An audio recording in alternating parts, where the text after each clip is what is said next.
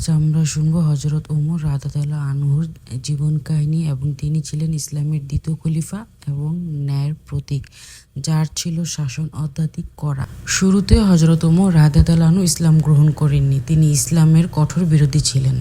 হঠাৎ একদিন উনি সিদ্ধান্ত নেন রাসূল সাল্লাল্লাহু আলাইহি সাল্লামকে উনি হত্যা করবেন। কিন্তু পথে তিনি জানতে পারেন তার নিজের বোন ইসলাম গ্রহণ করেছেন। সুবহানাল্লাহ।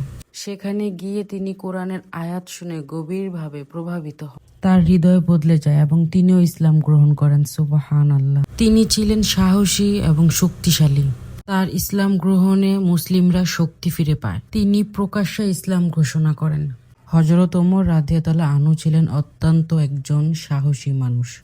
তার ইসলাম গ্রহণ মুসলমানদের জন্য একটি বড় শক্তি হয়ে দাঁড়ায়। তিনি প্রথম ব্যক্তি যিনি প্রথম প্রকাশ্যে ইসলাম ঘোষণা করেন। তার কারণে মুসলমানরা ভয় ছাড়াই ইবাদত করতে শুরু করে। তিনি ছিলেন ন্যায় বিচারের প্রতীক।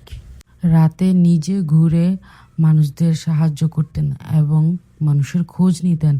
তিনি ক্ষুধার্ত মানুষদেরও সাহায্য করতেন। খলিফা হওয়ার পর হযরত ওমর রাদিয়াল্লাহু আনহু ছিলেন একজন অসাধারণ শাসক। তিনি সবসময় ন্যায় বিচার প্রতিষ্ঠা করতেন। রাতে ছদ্মবেশে বের হয়ে তিনি মানুষের অবস্থা দেখতেন। একবার তিনি এক ক্ষুধার্ত পরিবারকে দেখে নিজের খাবার বহন করে দেন। সুবহানাল্লাহ। তিনি বলতেন, আমার শাসনে কেউ কষ্টে থাকলে আমি জবাবদিহি করব। এই হলো এক মহান সাহাবীর জীবন। আমরা কি তার মতো হতে পারি? চাইলে হয়তোবা হতে পারি, তবে তার মতো ওরকম হওয়া হয়তোবা সম্ভব না।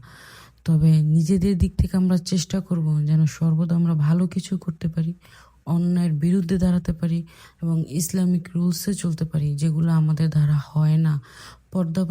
পর্দাভাবে আমরা কেউ চলি না। কেন চলি না? এই দুনিয়ার কথা ভাবলে হবে না। আরেকটাও দুনিয়া আছে যেখানে গেলে আমাদের জন্য শাস্তি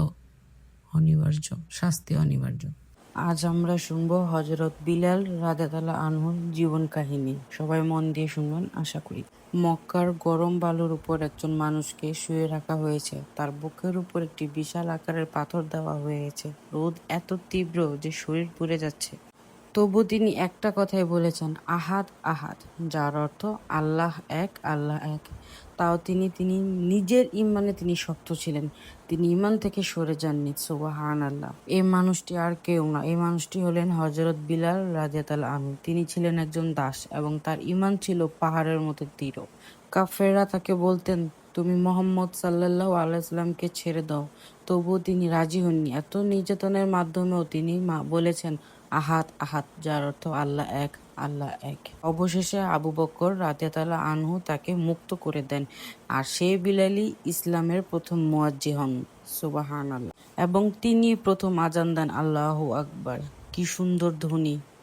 সুবহানাল্লাহ। কেউ সুবহানাল্লাহ বলতে বলবেন না। সুবহানাল্লাহ।